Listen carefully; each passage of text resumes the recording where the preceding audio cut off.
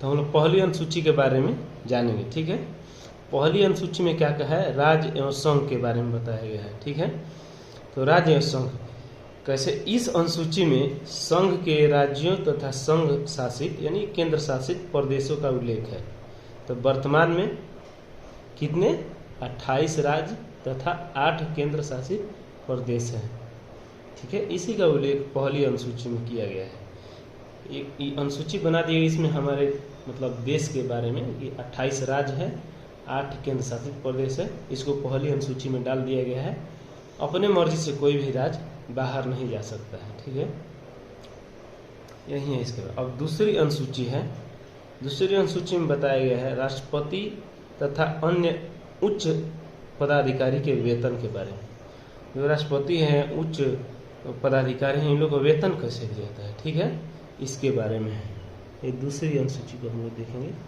ठीक है, इस अनुसूची में संवैधानिक पदों के वेतन एवं भत्तों का उल्लेख किया गया है। ठीक है, इसके अंतर्गत राष्ट्रपति, राज्यसभा के सभापति, उपसभापति, लोकसभा के अध्यक्ष, लोकसभा के उपाध्यक्ष, नियंत्रक महालेखा परीक्षक जिसे सीएजी कहते हैं, कंट्रोलर, ऑडिटर जनरल, सर्वोच्च न्यायालय एवं उच्च न्यायालय के अन्य न्यायाधीश, राज्यपाल, विधानसभा के अध्यक्ष और विधानसभा के उपाध्यक्ष, विधान परिषद के सभापति तथा उपसभापति।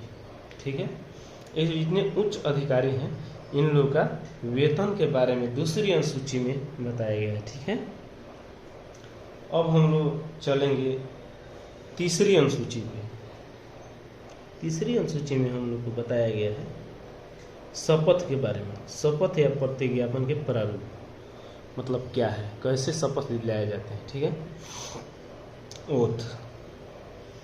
तीसरी अनुसूची में शपथ का उल्लेख है राष्ट्रपति, उपराष्ट्रपति, संघ या केंद्र, एक ही बात है, संघ या केंद्र, मंत्री, प्रधानमंत्री सहित संसद सदस्य, नियंत्रक एवं महालेखा परीक्षक, नियंत्रक एवं महालेखा परीक्षक को सीएजी कहते हैं, ये बताए थे, सर्वोच्च एवं उच्च न्यायालय के न्यायाधीश, राज्यपाल, राज्य मंत्री परिषद के मंत्री, मुख्यमंत्री सहित विधानसभा के सदस्य को शपथ ग्रहण का उल्लेख इसमें किया गया है। ठीक है, तीसरी अनुसूची में जितने मंत्री हैं इन लोगों को शपथ दिलाया जाता है। ठीक है, शपथ।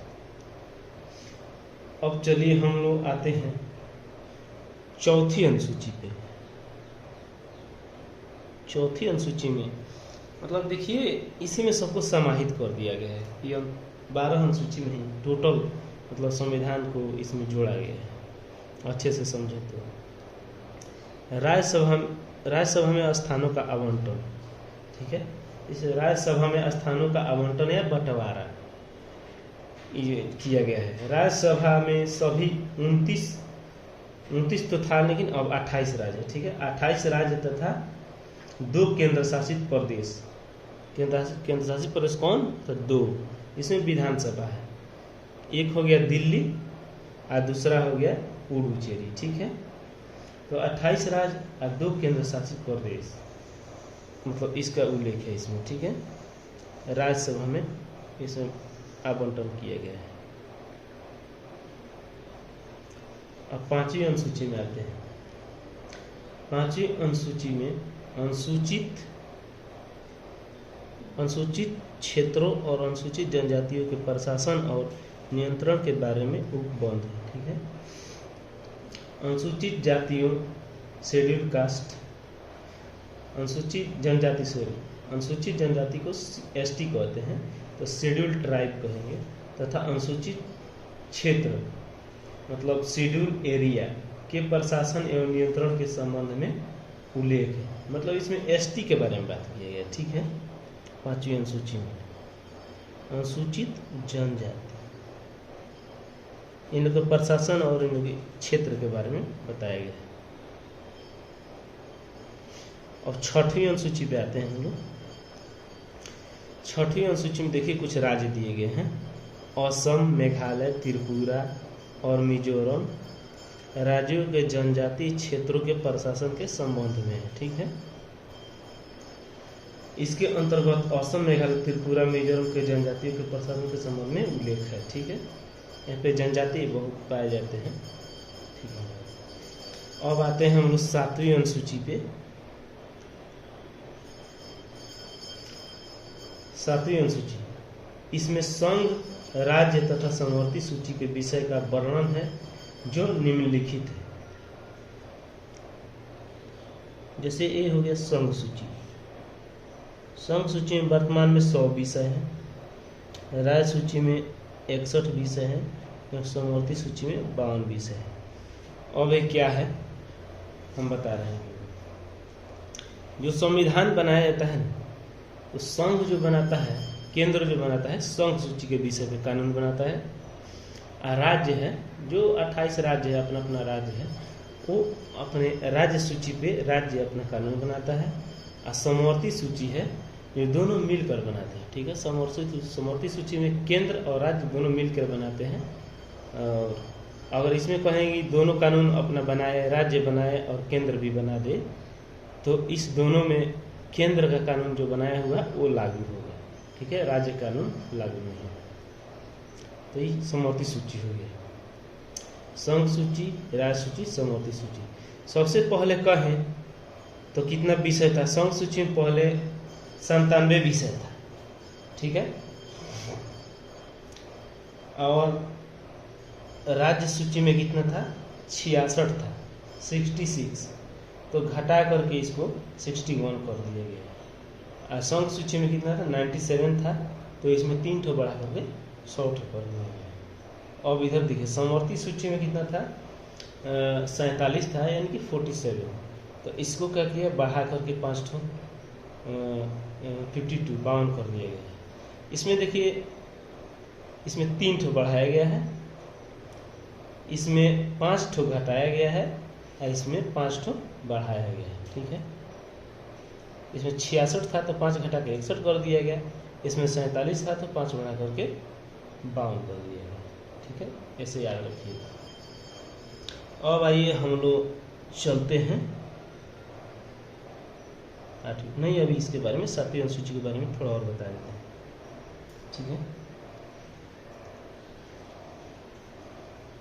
जैसे क्या होगा कि ये तो बता दिए इतना विषय है। संघ सूची के बारे में प्रारंभ में पहले 97 विषय थे, वर्तमान में 100 विषय हैं। इसके अंतर्गत मतलब कौन कौन आते हैं? रक्षा, संघ सूची में था रक्षा, रेल, डाकघर, संचार, सूचना एवं प्रसारण, विदेश संबंधित, परमाणु ऊर्जा, बैंकिंग, बीमा, मुद्रा, शेयर बाजार, जनगणना, नागरिकता, आयकर, निगम कर, सीमा शुल्क, उत्पाद शुल्क आदि प्रमुख विषय इसमें आते हैं संघ सूची में। ठीक है, इन विषयों पर कानून बनाने की शक्ति केंद्र को हो, यानी कि संघ को है। विधायिका अर्थात संसद को प्राप्त है। ठीक है, अब देखिए हम लोग आते हैं राज्य सूची।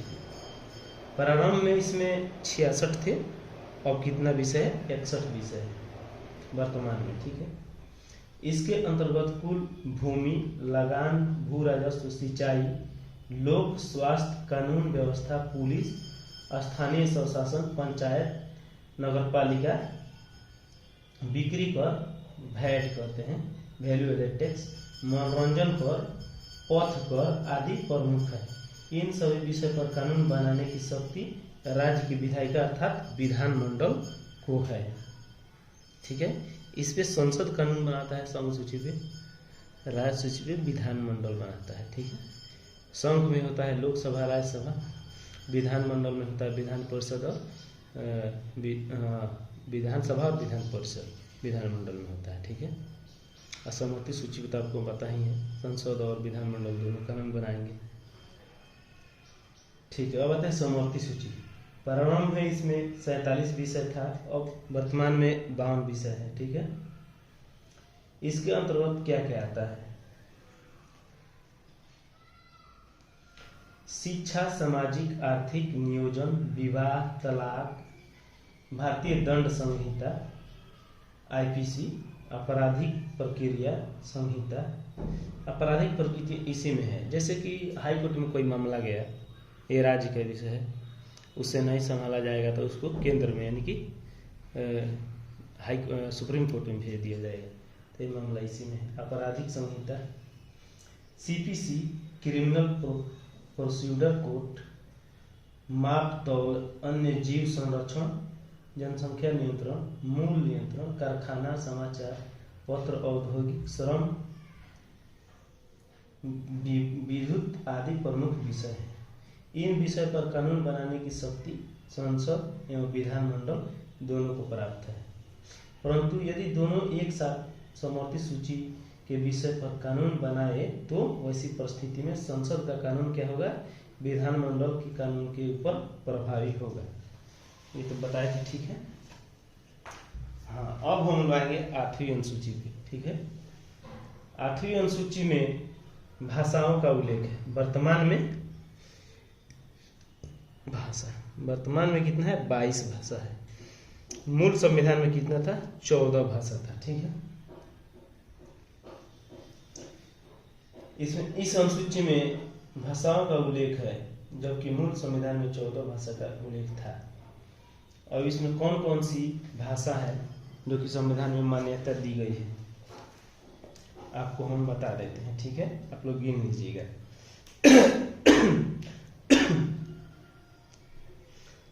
पहला यहाँ पे देखिए 22 हम चिन्ह दे दिए हैं।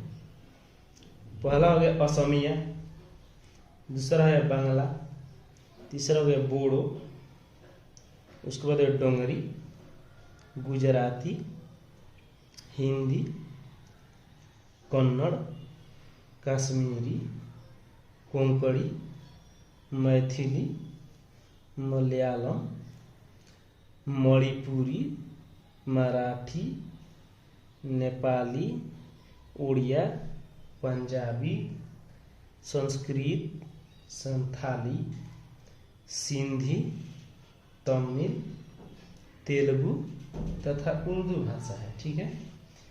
अब देखिए ये 22 भाषा हो गया। सिंधी भाषा जो है, सिंधी भाषा को 1967 के 21वें संविधान संशोधन अधिनियम द्वारा जोड़ा गया था, ठीक है। कोंकणी, मणिपुरी और नेपाली को, ये 3 भाषाएं, कोंकणी, मणिपुरी और नेपाली को 71वें संविधान संशोधन 1992 द्वारा जोड़ा गया था। और देखिए बोडो, डोंगरी, मैथिली और संथाली को, बोडो, डोंगरी, मैथिली और संथाली को 92वां संविधान संशोधन अधिनियम 2003 द्वारा जोड़ा गया था, ठीक है। ये 22 भाषा है, इसके बारे में आप लोग जान ही गए। अब आइए हम लोग चलते हैं 9वीं अनुसूची में। 9वीं अनुसूची में क्या है, कुछ अधिनियमों और विनियमों का विधि मान्यकरण है, ठीक है। इसके अंतर्गत क्या क्या आता है, भूमि सुधार से संबंधित कानून है। इसमें भूमि सुधार से संबंधित कानून है। इस अनुसूची की विशेषता यह है कि इस अनुसूची में जोड़ा गया कोई भी कानून न्यायपालिका की समीक्षा के दायरे में नहीं आता है, ठीक है। 9वीं अनुसूची में अगर कोई भी विषय को जोड़ दिया गया तो उसको न्यायालय में नहीं ले जाया जा सकता है, ठीक है। लेकिन बाद में ऐसा था पहले, तो इसका फायदा बहुत नेताओं ने उठाया। क्या होता था, झोपड़पट्टी हुआ करता था, गरीब बसते थे, तो ये अमीर लोग क्या करते थे, जाके उस जमीन को हड़प लेते थे, वहाँ पर अपना मॉल, अपना बहुत बड़ा प्लॉट बना देते थे, और गरीब कैसे लड़े उन लोगों से, ठीक है। तो इसका बहुत दुरुपयोग किया इन लोगों ने, बहुत दुरुपयोग हुआ, तो देखा गया, तो इसको कानून में क्या किया, जोड़ दिया गया। पहले किसी का जमीन हड़प लिया जाता था तो न्यायालय में नहीं जाता था, ठीक है, तो उसको उठा के क्या किया गया, उसको जैसे कहते हैं कि ना, अनुच्छेद 31 में था सुधार भूमि कानून का, उसको उठा के तो अब इसको क्या किया, 301 में अनुच्छेद में जोड़ दिया गया, और इसको न्यायालय में अब इस मामला को ले जाया जा सकता है। अब किसी गरीब का कोई जमीन हड़प नहीं सकता है, ठीक है। अब तुरंत क्या कहते हैं, न्यायालय में इस मामला को लेके जाया जा सकता है। तो आइए आगे देखते हैं। तो कानून न्यायपालिका की दायरे में नहीं आता था पहले, लेकिन बाद में इस अनुसूची में 271 और कानून जोड़ दिए गए, जिसके परिणाम स्वरूप इस अनुसूची में कुल 284 कानून हो गए। पहले 13 कानून थे, 271 और जोड़ करके 284 कानून हो गए। तमिलनाडु सरकार की सेवाओं में आरक्षण 69% छिपा है 9वीं अनुसूची में। 11 जनवरी 2007 को देखिए, 11 जनवरी 2007 को सर्वोच्च न्यायालय ने यह निर्णय दिया कि 24 अप्रैल 1973 के बाद इस अनुसूची में जितने भी कानून जोड़े गए हैं उसकी समीक्षा की जाएगी। ठीक है, कब? 24 अप्रैल 1973 के बाद इस अनुसूची में जितने भी कानून जोड़े गए हैं उसकी समीक्षा क्या करेगी? न्यायालय में की जाएगी। इस अनुसूची को प्रथम संविधान संशोधन अधिनियम 1951 द्वारा ही जोड़ा गया। ठीक है, ये 9वीं अनुसूची है। और भाई हम आते हैं 10वीं अनुसूची में। 10वीं में दल बदल, इसे दल बदल कानून कहते हैं, दल परिवर्तन के आधार पर आयोग। ठीक है, 10वीं अनुसूची में दल बदल विरोधी अधिनियम, इसे 52वें संविधान संशोधन अधिनियम 1985 द्वारा जोड़ा गया था। ठीक है, इसमें दल बदल डिफिनेशन के आधार पर संसद और विधानसभा के सदस्यों की निर्भरता से संबंधित उपबंध है। इस अनुसूची को 52वें संविधान संशोधन अधिनियम 1985 द्वारा जोड़ा गया था। 91वें संविधान संशोधन अधिनियम 2003 द्वारा इसमें संशोधन भी किया गया है। इसे दल बदल विरोधी कानून, एंटी डिफेक्शन लॉ भी कहा जाता है। ठीक है, अब आइए हम आते हैं 11वीं अनुसूची में। 11वीं अनुसूची में पंचायत से संबंधित प्रावधान है। ग्राम में पंचायत है, ग्राम पंचायत के बारे में दिया गया है। अब देखिए, ग्राम पंचायत पे 11वीं अनुसूची में 29 विषय है। हाँ, चलिए आगे बताएंगे। ठीक है, तो पंचायत राज, इसे 1993 में 73वें संविधान संशोधन अधिनियम द्वारा जोड़ा गया था। इसमें 29 विषय है। 1992 या 93 इसमें पढ़ता है लोग। ठीक है, तो दृष्टि का ये देता है, दृष्टि भी 1992 में देता है। ठीक है, अब देखिए एम लक्ष्मीकांत 93 में दिया है। अब देखेंगे 11वीं अनुसूची, इसमें पंचायतों की शक्तियां जिम्मेदारियां बताई गई हैं। इसमें 29 विषय है। इस अनुसूची को 73वें संविधान संशोधन अधिनियम 1992 द्वारा जोड़ा गया था। ठीक है, इसमें अनुच्छेद 243 से लेकर के